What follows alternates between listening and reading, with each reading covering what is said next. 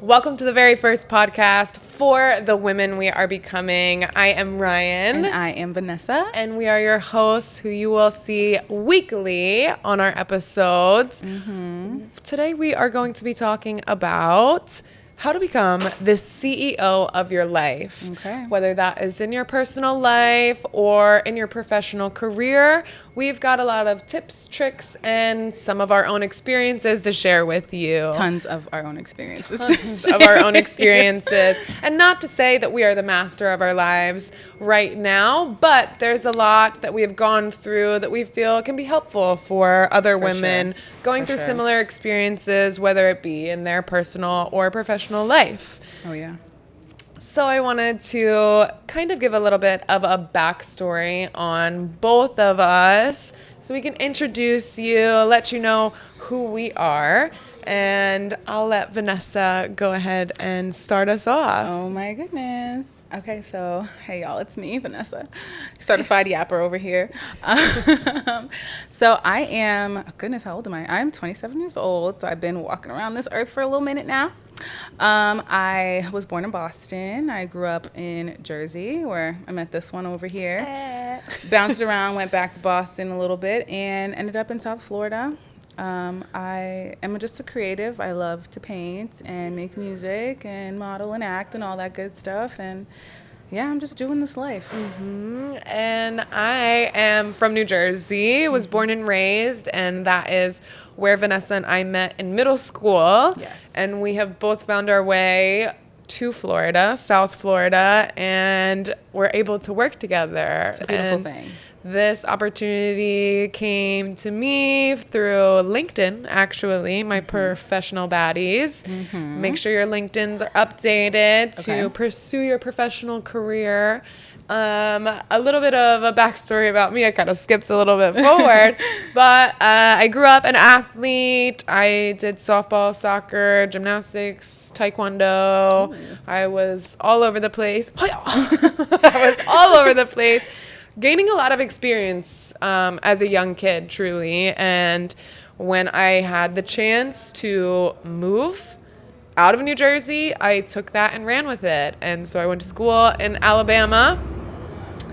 We also have a train that goes right past this studio, so you might hear her enter the podcast, Enter the station, enter the chat every once in a while. So yeah, I got the chance to go to school in Alabama, and that was an experience in itself. Went to Colorado for a little while, and I wanted to get away from the cold. So moved to South Florida. Very much same. And here we are now. Here we are. Very happy to be in South Florida. Living our best lives. Truly. Becoming the CEO of our best lives. Becoming the CEO of our life personally and professionally. Absolutely. And part of that I want to dive into about personal life first is really taking accountability for a lot of the things that I've done within my life, from decisions that I've made that I wasn't really sure about. People that I allowed to be in my life for a very long time. I think we all go through it. I think we all go through the time where we're really, it's like a trial and error, truly. It's really shaping. Shaping Shaping is very and that's much how we use our vocabulary to our advantage, because if you were to ask us in those times, we probably wouldn't say that this is shaping our lives now. No.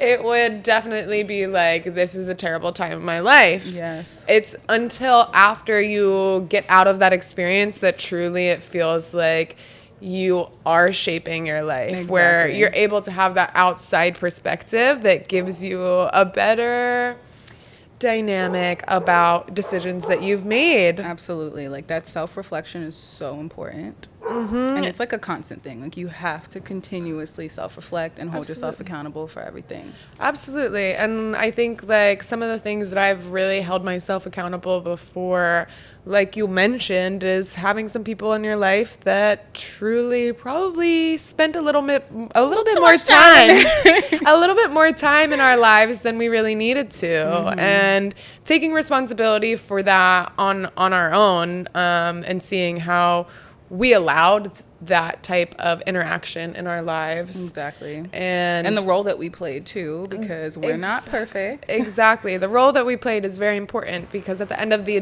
day, you're living with yourself.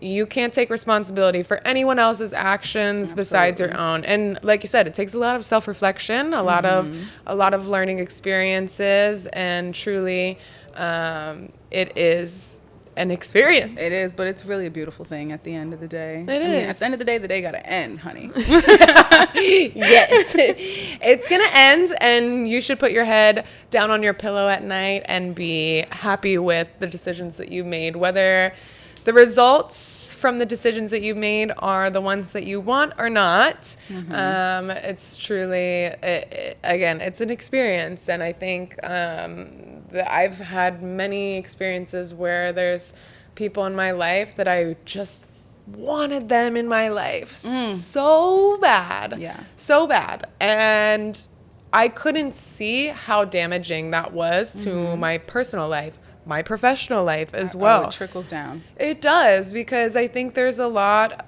I think, especially when you're younger, you have this picture, this idea of what kind of life that you want. Exactly. It's almost like a tunnel vision that you set for yourself. It And is. you don't really realize like everything that's outside of the tunnel that's like really trying to mess you up there. Hey, I'm over here. Hey, I'm over here. Come over here. Come Right. hang over here a little bit. Make a left turn. Like, no, stay on track, baby girl, okay? Yeah, I think there are a lot of decisions to be made, especially as, you know, you're in your young 20s, and I'm 27 as well. Yeah. So I truly feel like this time of my life is the most sure that I've been so far. Yeah. I'm Absolutely. excited for more growth in my life, but I think being 26, 27, almost 28 now, like that's Pushing truly 30. Like, let's call we it. got time. Let's call it what it is, girl. No, we got time. We got time. I'm not one of those people that's like, oh, we're like 30. I'm like, I no. am so that person. Like, as soon as I hit 25, I'm like, dang, 30 is right around the corner. No, I'm so don't rush serious. yourself. It's not really a rush, but it's more of like being aware of like, okay, like I'm not that young girl like when I was 19, 20, 21, just doing absolutely whatever and thinking that I had all the time in the world to just mess around and just, oh, let's make all these mistakes and then we'll figure it out later. Like, no, you kind of have to be conscious of like where you're at and where you're headed and where you want to go. So For sure. I totally agree with that. I think there are aspects where I am like, okay, we're getting there. We're getting there. But at the same time, I want to hold on to my youth for as long as I can. I think sure. As a kid, I truly was trying to grow up so fast. I was playing sports with the older kids. I was playing up a couple levels. So I was always trying to hang out with the older kids and be like them. And I think a part of that is a decision that I made, that I lost a little bit of my childhood with that because I was always trying to play catch up with everyone else. I wanted to be cool like the older kids and party with the older kids. Yeah, and I think there were some of my peers that I wasn't like hanging out with Yeah. because I was like, oh, you're so young. Like, come on now. Same age, but Who am I? Who am I? Yeah, I think there's definitely some time that I think I lost a little bit with deciding that I wanted to be cool, like older girl and hang out with the older kids. like- And, you know, that's just a decision that I live with to this day. Yeah, for sure. It's fine. A lot of good things did come out of that, though, because I feel like being around older people, you kind of like, I mean, obviously, yeah, we did kind of lose a little bit of our childhood, but like we also kind of matured a little faster. There's a lot of people that are our age that are probably still like just messing around, kind of stuck in that. So I think, you know, it's good and bad. Like there's pros and cons. Absolutely. sure. I believe there's pros and cons in everything, even in the worst situations. I have trained myself to believe that mindset is everything. And for sure. With that, you have to allow yourself some grace for the decisions that you've made, for Absolutely. experiences that you've had that maybe weren't the best experiences, but you learned from it. Yeah, Truly. I always say things don't happen to you, they happen for you. So you might not see it now. You might not see it when you're in the thick of it, but afterwards, and when you have that moment of self-reflection like we talked about, you can realize and you can pick the lessons out of it and, you know, move forward with a better head on your shoulders. Truly. And honestly, I think it's like amazing that we're both sitting here right now from where we came and in New Jersey and hanging out in middle school and high school and all the little fun, very innocent things that we were doing together. Very innocent. And then to see how much we've grown, how much we are still like the same people. Absolutely. But we've grown. Trust me. We have. Trust me on that one. We've grown in many ways, but at the same time, it kind of feels like, you know, we picked up right where we left off. Yeah. And the jokes are still joking the same. Oh, that was easy. That flew right in there. Like, we having a time all the time. Every day. Yeah, somebody needs to like separate us sometimes. Yeah.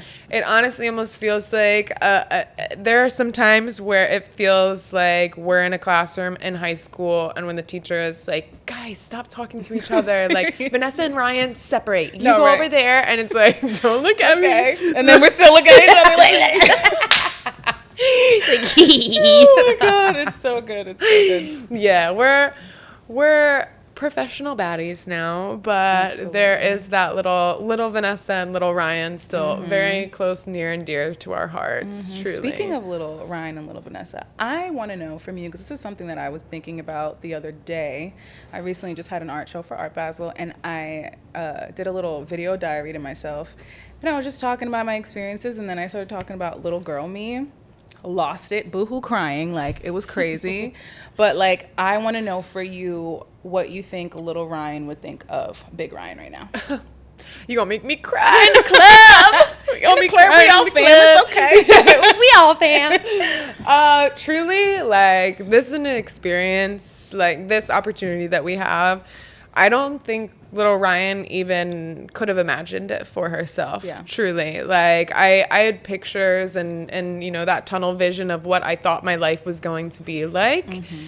And I don't think that having this opportunity to create content, to manage content creators, to hire photographers, videographers, to work with a creative team on a daily basis as a full-time job, like, I don't think that was a career choice when we were in school. That wasn't at the career fair. Oh, no. You know? It was like doctor, lawyer. There were no content creators at the career fair. So I truly feel like in a lot of aspects of my life, I have like paved the way for myself. And if there wasn't a position that was an opportunity for me there, like, I made that.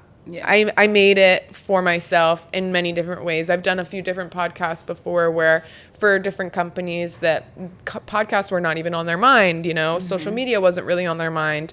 And I'm like, hey, what do you think about us sitting down and talking, putting a microphone on, setting some cameras up and talking about this? Yeah.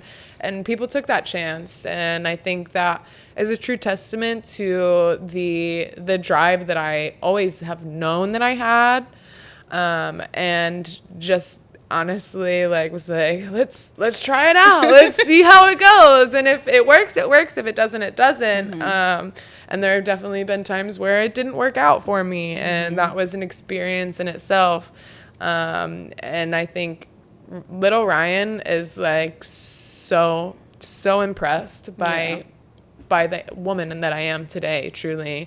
And I think, like, yeah, she's really proud of Ryan today, for sure. Oh. Yeah.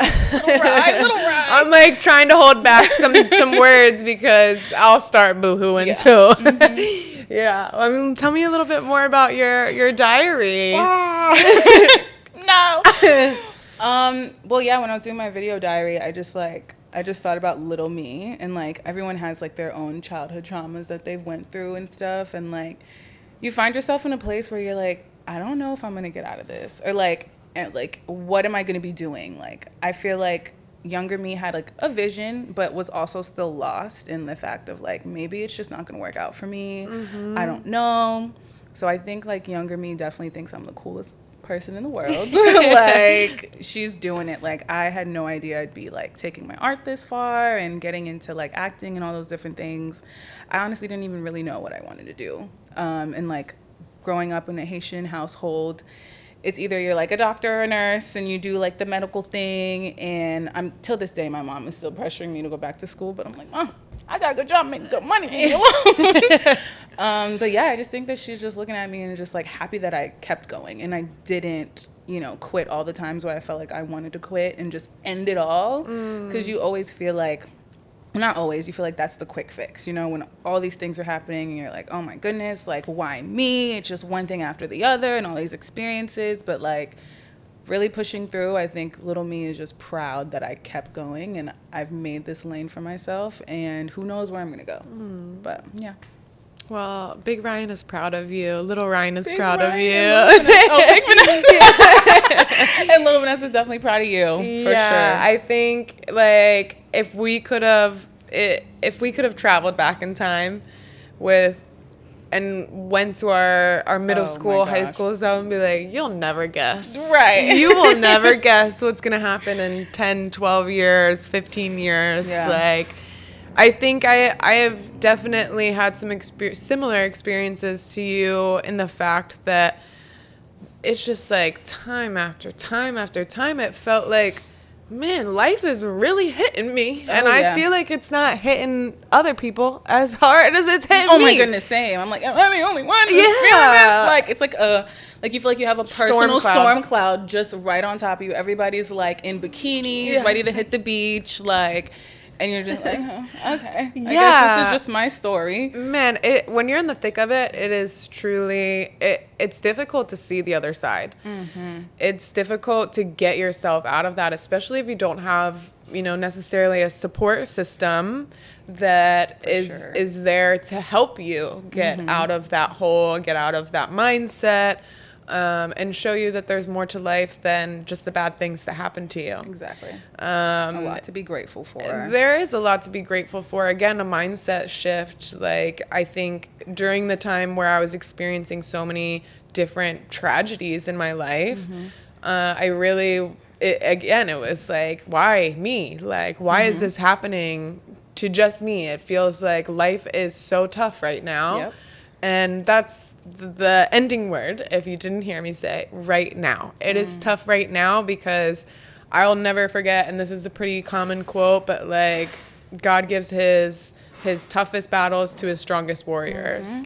And I don't consider myself necessarily the most religious person, but I do believe in like a higher power. I consider myself very spiritual.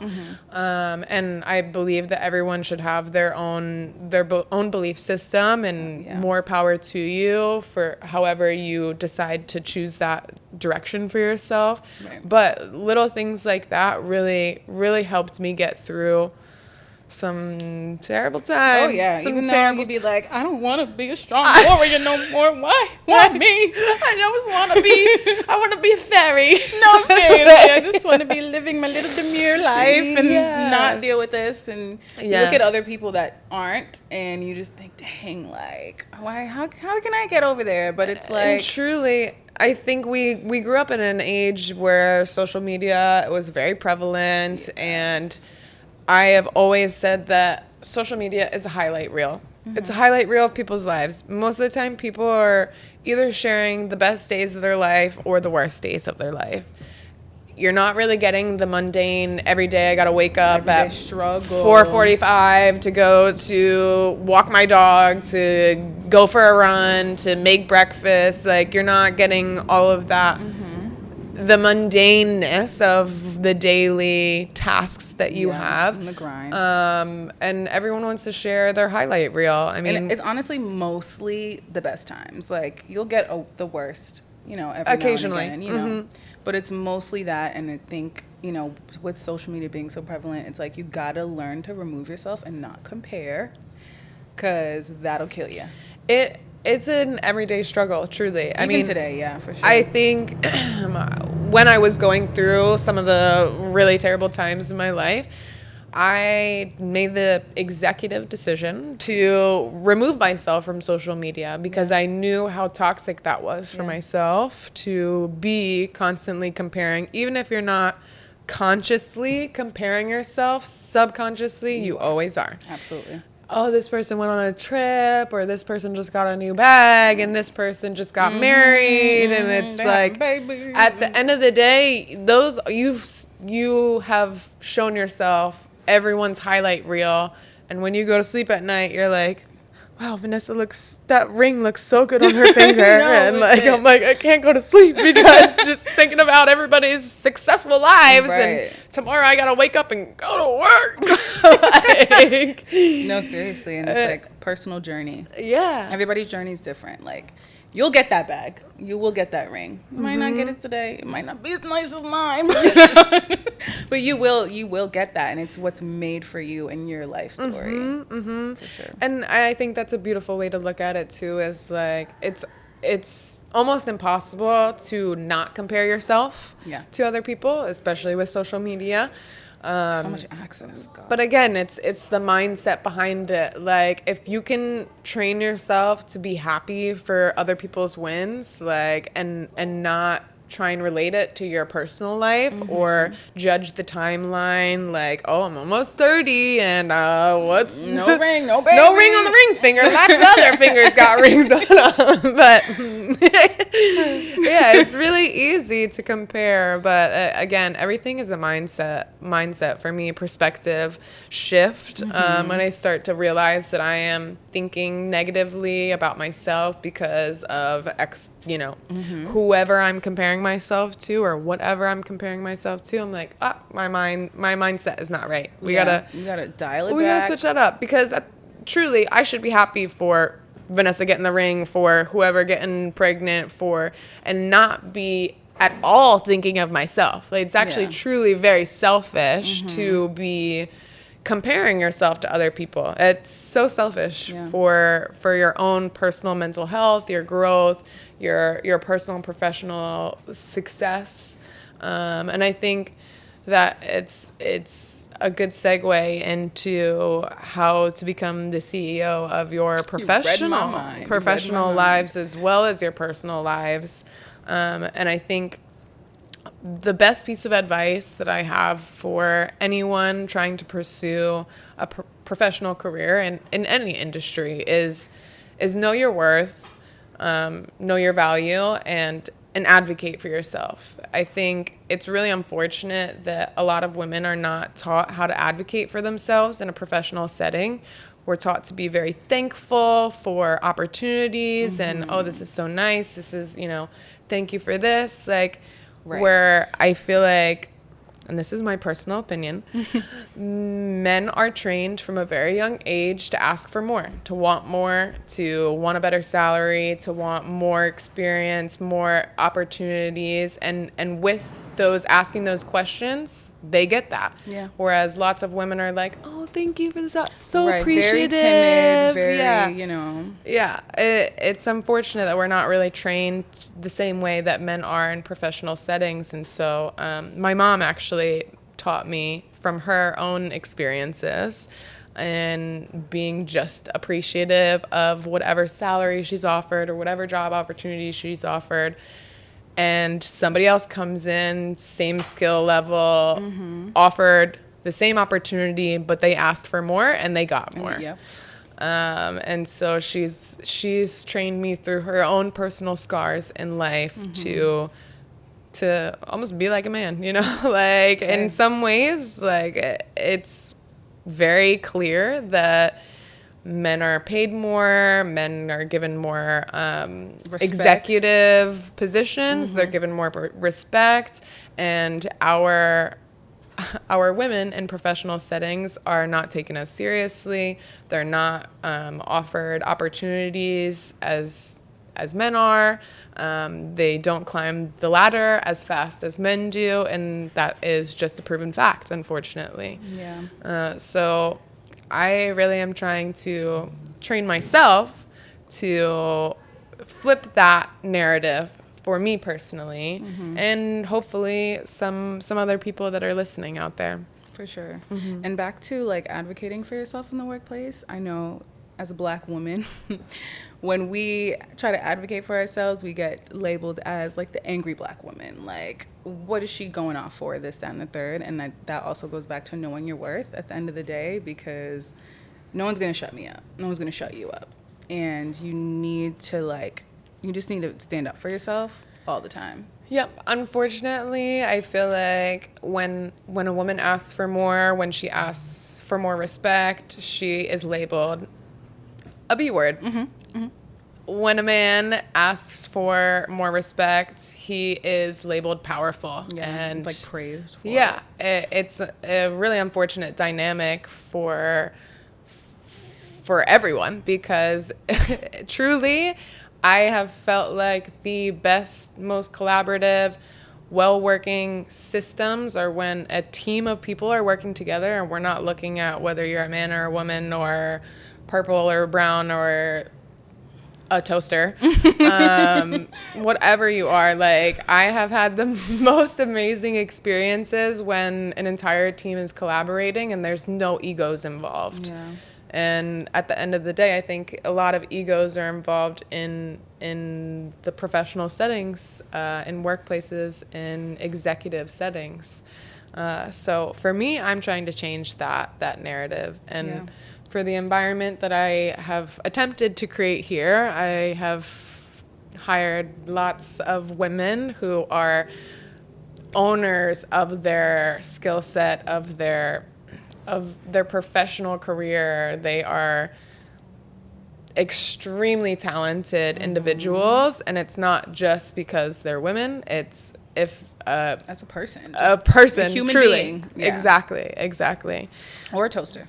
Hey. Or toaster, whatever you feel like you are. We you don't identify as nowadays. It's 2024, yes. but yes, almost 2025. Oh my goodness! Yes, we made it. Yes, truly. Like, to think about, we graduated 10 years ago from high school. And we've come a long way since then. It's been a flash, but it also has felt like, in some ways, a long time. A long, hard road. Long time. You're just crawling along the road. Oh my God. I feel like I'm finally standing up, maybe walking a little, maybe running a little bit on that road. Truly, I'm like on a light jog. Yeah. Like, ooh, okay. Yes. We're speeding it up a bit. And that was the very first episode of For the Women We Are Becoming. And I hope you enjoyed. We have episodes coming out every single week. I am Ryan. And I am Vanessa. And stay tuned for our next episode. See you next week.